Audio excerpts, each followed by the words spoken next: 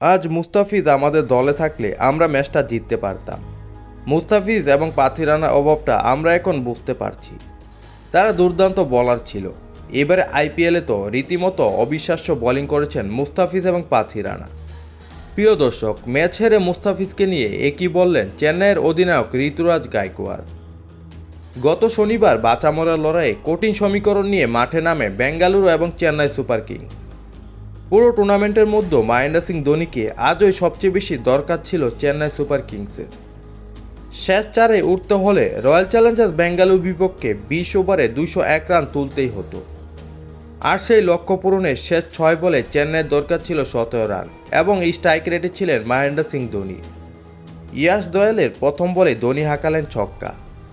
এক পলকে ম্যাচ যেন চেন্নাই নাগালে চলে গেল। কিন্তু পরের বলে ধোনি আউট হতেই বাকি 11 রান হয়ে উঠল পাহাড় সমান। রবীন্দ্র জাদেজা, শারদার ঠাকুর পাড়ি দিতে পারলেন না সেই পথ। লিগ পর্বে বিদায় নিশ্চিত হয়ে গেল গতবারের চ্যাম্পিয়নদের।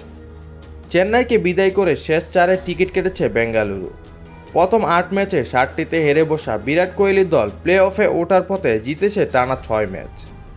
কলকাতা, রাজস্থান এবং হায়দ্রাবাদের আগেই প্লে অফ নিশ্চিত করে ফেলায় জায়গা বাকি ছিল একটি। লিগ পর্বে নিজেদের শেষ ম্যাচে সেই টিকিটের লড়াই ছিল চেন্নাই এবং বেঙ্গালুরু। চেন্নাইয়ের তুলনায় 2 পয়েন্ট কম থাকায় বেঙ্গালুরু শুধু জিততেই হতো না, রান রেটেও এগিয়ে থাকা দরকার ছিল তাদের।